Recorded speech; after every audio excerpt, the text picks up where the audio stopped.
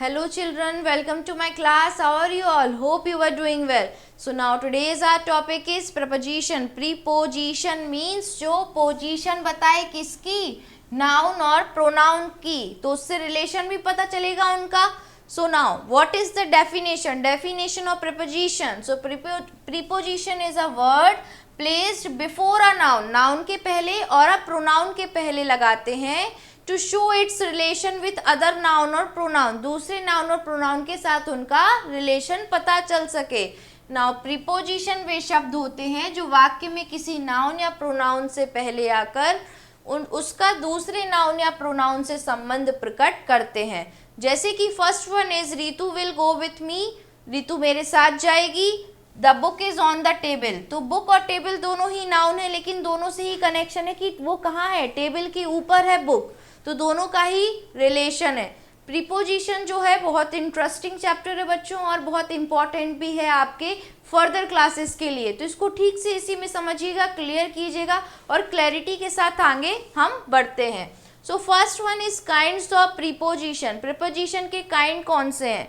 So first one is simple preposition, double preposition, compound preposition. तो सबसे पहले हम समझ लेते हैं सिंपल प्रीपोजिशन को. तो साधारण रूप से एक नाउन या प्रोनाउन का संबंध अगर हम दूसरे शब्द से बताते हैं और कोई विशेषता व्यक्त नहीं होती, कोई विशेषता नहीं पता चलती है, जैसे कि at, of, to, in, up, under, etcetera. तो he is in the classroom, वो कहाँ है, क्लासरूम में है. The cat is under the chair, cat कहाँ है, चेयर के नीचे. So the cat is under the chair. Now double preposition क्या है? तो ये दो सिंपल प्रीपोजिशन से मिलकर बनते हैं, जैसे into, within, onto, etcetera. जैसे a man entered into the room, man अभी अभी एंटर किया है कमरे के अंदर. Now I shall give you some money within 2 months, मैं कुछ मनी तुम्हें 2 महीने के अंदर दे दूंगा. नाउ कंपाउंड प्रीपोजिशन, तो यह प्रीपोजिशन नाउन, एडजेक्टिव या एडवर्ब से पहले, कोई भी नाउन, एडजेक्टिव या एडवर्ब से पहले आ या बी लगने से बनता है, जैसे across, between, beside, etcetera. So for example there was a hut across the river, river के अक्रॉस क्या है, एक हर्ट है, झोपड़ी है. Divide the money between the 2 brothers, between, 2 भाइयों के बीच में ये पैसा बांट दो.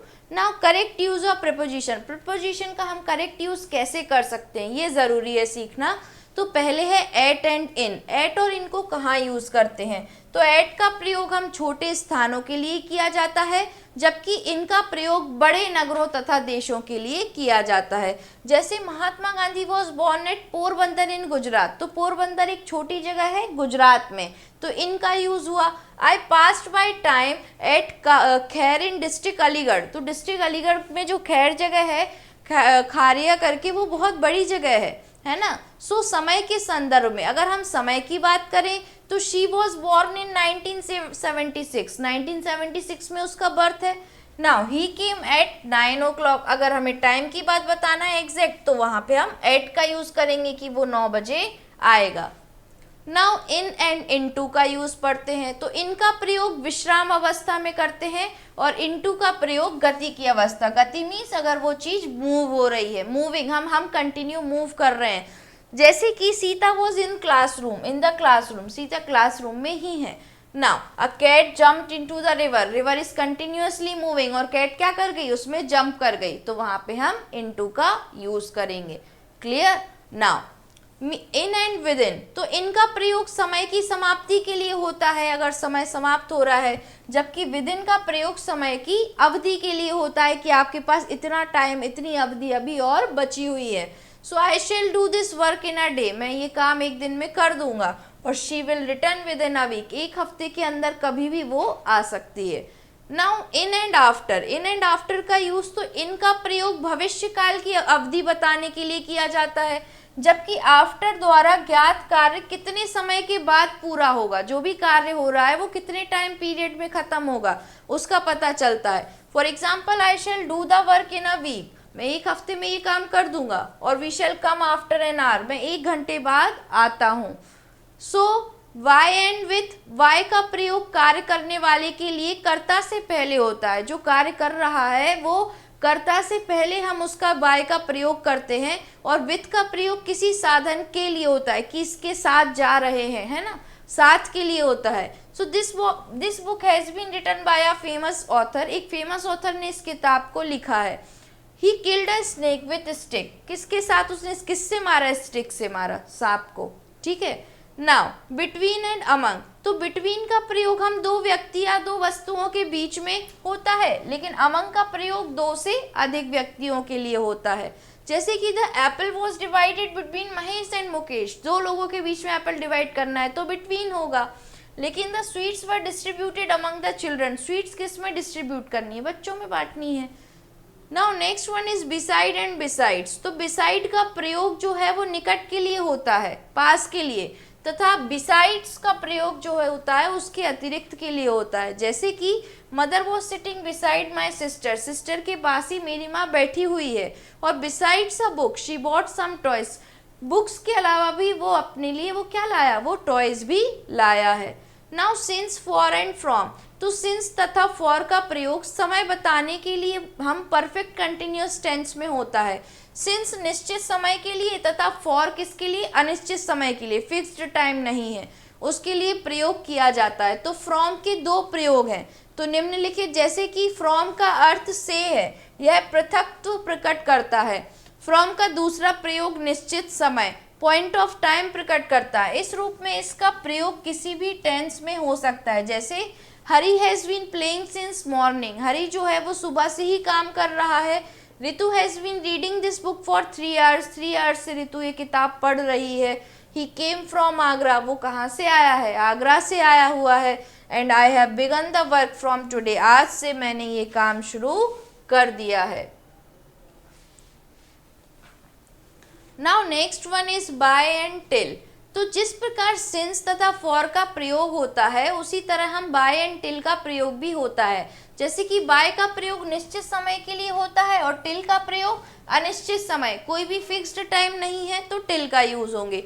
ही will come by 2 AM, fix है टाइम की 2 बजे आ जाएगा तो वाई लगाया है। I shall wait till father comes, fix time नहीं है कि फादर कब आने वाले हैं तो टिल फादर कम्स आ जाएगा। ऑन एंड अपॉन, तो ऑन का प्रयोग प्रायः स्थिर वस्तु के साथ किया जाता है जो स्टेबल है, रखी हुई है, फिक्स्ड है, जबकि अपॉन का प्रयोग गतिशील वस्तु एवं जानवरों के साथ होता है, जानवर या कोई भी चीज मूव कर रही है उसके साथ होता है।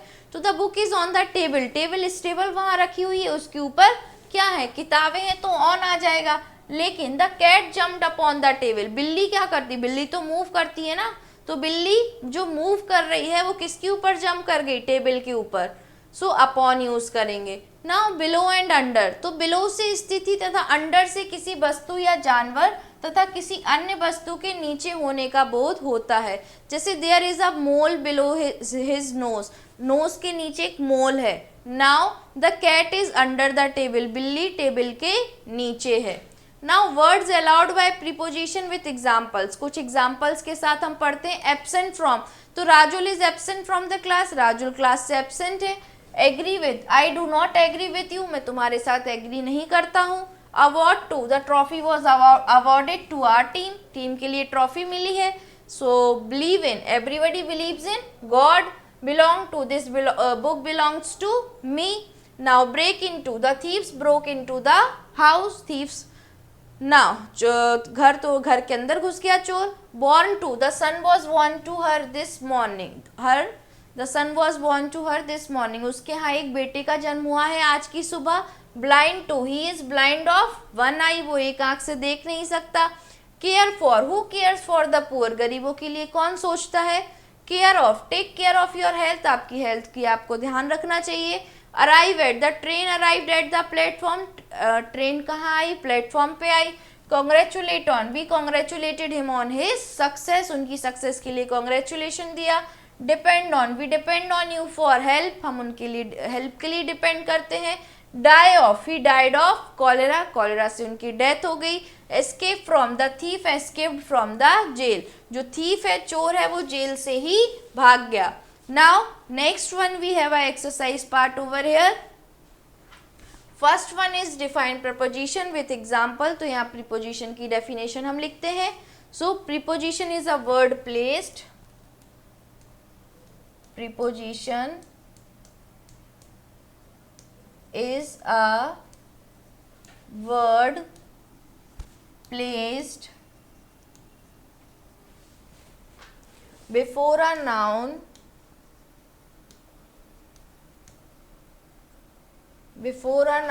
or a pronoun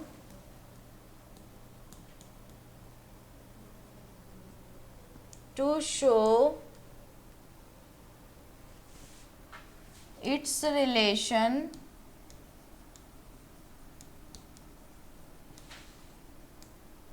with other noun or pronoun. Now example, so she is in the classroom.